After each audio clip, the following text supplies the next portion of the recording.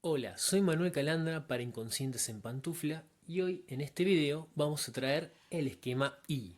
Correspondiente a los esquemas de Lacan y los videos de los que venimos trabajando, vamos a hacer la sucesión lógica de los cuales nosotros podemos poner en contexto este esquema y el porqué de toda esta fisionomía. Vayámonos a videos anteriores en los cuales hemos destacado los papeles del esquema lambda y el esquema R. Bueno, nosotros dijimos que en el video del esquema R íbamos a hacer las vicisitudes de las transformaciones que este mismo esquema sufre respecto de la utilización con función a la clínica a la cual se le adjudique. En este caso, el esquema I con respecto al esquema R representa lo que para Lacan, en su teoría, manifestaría como una descripción topológica de lo que sería el lazo psicótico. No hablaría de un lazo psicótico generalizado, sino que se atendería a tomar el caso Schreber para poder utilizarlo en base a su material teórico. Con respecto a este esquema vamos a ver todo lo que conlleva su construcción y su forma en función de la explicación, en este caso, del lazo psicótico. Nosotros, para tener en cuenta con respecto al esquema I del esquema R anteriormente, si nosotros ubicáramos la imagen del esquema R en relación a este esquema, nosotros podríamos decir que los vectores de los 4 puntos, tanto vértice superior izquierdo, vértice superior derecho, vértice inferior derecho y vértice inferior izquierdo, van a tener un cierto sesgo de similitud. Pero, ¿qué sucedía en el esquema? Imaginemos que lo tenemos acá en pantalla. Para hacer una llamada con respecto a la transformación del esquema R en el esquema I, nosotros hacemos esto. Ejemplifiquemos, ¿viste? Que acá estaría la función del esquema R. Bueno, si nosotros recordamos la posición del padre o la posición del significante nombre del padre inscripto en tanto lugar del otro, determinaba la función del sujeto en tanto su relación con el falo. Entonces teníamos estas dos diadas. Bueno, ¿se acuerdan que lo que estuviera inscrito acá automáticamente determinaba lo que estuviera inscrito acá? ¿Qué pasa con esto? Nosotros teníamos en esta relación, acá no lo veremos tanto en profundidad, pero digamos que en esta relación de la tríada estaba el I minúscula y el I mayúscula del ideal puesto acá. ¿Qué sucede en el esquema I? Esto era en el R. Ese I, que estaba en ese vértice, pasa a esta posición. Hay un corrimiento. Y este I, que estaba en esta posición, en el esquema R, pasa en el I a el vértice superior izquierdo. ¿Producto de qué? Producto de que no hay inscripción del nombre del padre. Puestos en el esquema I están ejemplificados como P0. Y al no haber inscripción del nombre del padre, no hay elicitación del falo como metáfora. Entonces sería Φ0.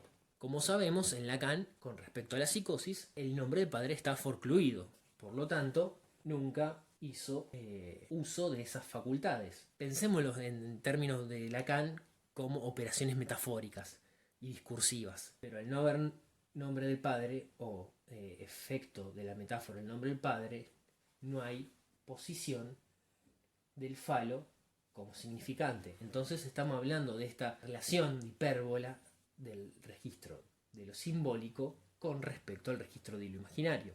Vamos al esquema. En el esquema, tanto el registro simbólico como el registro imaginario presentan esta relación de hipérbola uno del otro con respecto a este anudamiento del agujero de la realidad. Pasa que en tanto decir que la distorsión que manifiesta entre las funciones que identifican en este esquema las letras con respecto al esquema R no pueden apreciarse sino en un rebote dialéctico, diría Lacan. Acá no tenemos esa cuestión de ese rebote, porque justamente la realidad presenta un agujero en el cual se pierde.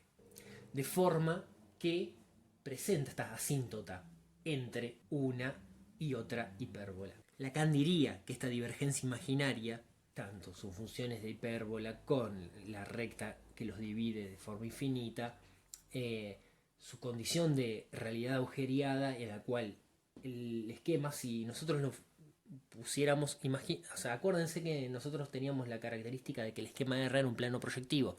En este caso, el plano proyectivo está agujereado. De formación psicótica se podría considerar, y lo expliquemos entre muchas comillas, como un estadio previo a la conformación de la neurosis en tanto esquema. ¿Qué pasa? Si nosotros fuéramos al grafo del deseo, por ejemplo, el segundo plano se construye con respecto a la relación del primer plano, siendo que la psicosis es un lazo que se estructura y se manifiesta con respecto al primer piso del grafo del deseo. Bueno, en este caso nosotros tenemos una explicación lineal de 2 dimensiones, topológicamente hablando, de la superficie de esa relación. ¿Qué sucede con esto? Como en todo esquema de Lacan, de los que hemos presentado, la relación imaginaria que iba desde el vértice superior derecho al vértice inferior izquierdo, pero tenemos la particularidad que la relación entre el ideal del yo coincide con la relación de la imagen del yo.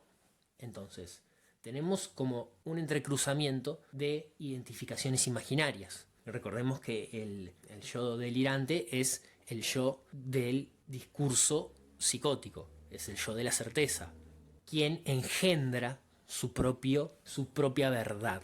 La constitución de que haya un R, en este caso, como campo de la realidad en el esquema, representa las condiciones bajo las cuales la realidad sea restaurado para el sujeto en este caso. Entonces, lo que vemos acá es cuando ya está restaurada la realidad en el proceso psicótico. Recordemos, P0 es la no inscripción del nombre del padre, Φ0 es la no inscripción del falo como significante, la elisión del falo diría.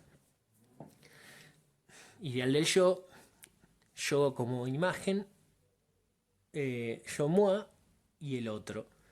En esta relación de otro A' y A' con el M, que será el deseo de la madre.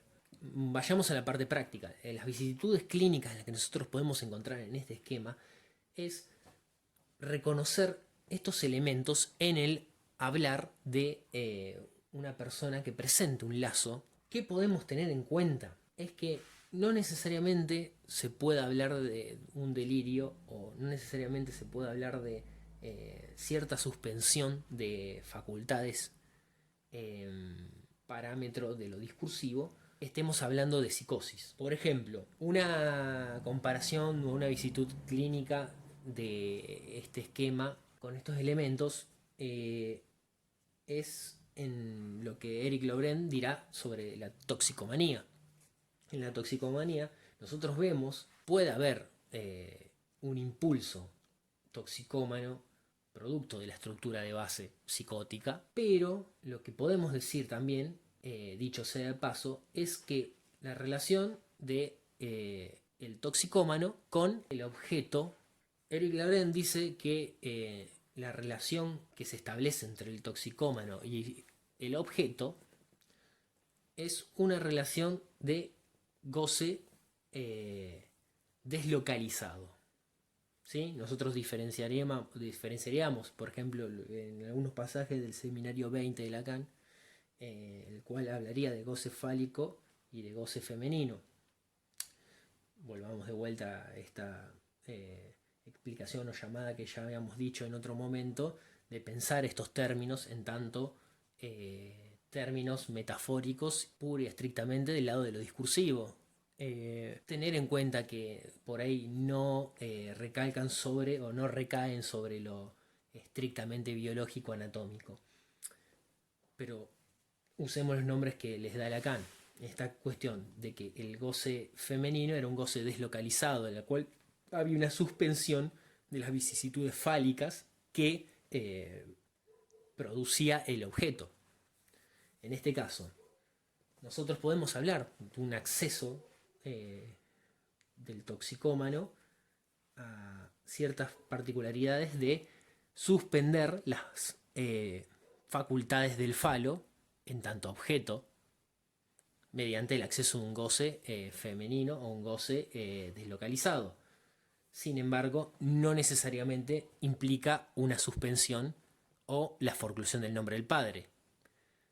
Lo que sí puede pasar es un acceso toxicómano en el cual se den ambas, ya que sea por la estructura de base. Entonces, lo que podríamos decir en ese momento es que hay eh, vicisitudes clínicas en las cuales rozarían el concepto de psicosis en tanto estructura, pero no necesariamente estaríamos hablando pura y exclusivamente de una estructura constitutiva del lazo psicótico. Eso lo hacemos como una llamada o como un punto de atención con respecto a esto para evaluar todas las facultades o todas las aristas que presenta el discurso del sujeto para un caso de análisis diferencial.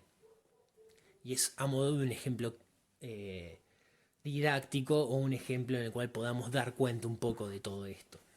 Bueno, espero que les haya gustado. Nos vemos la próxima. Saludos.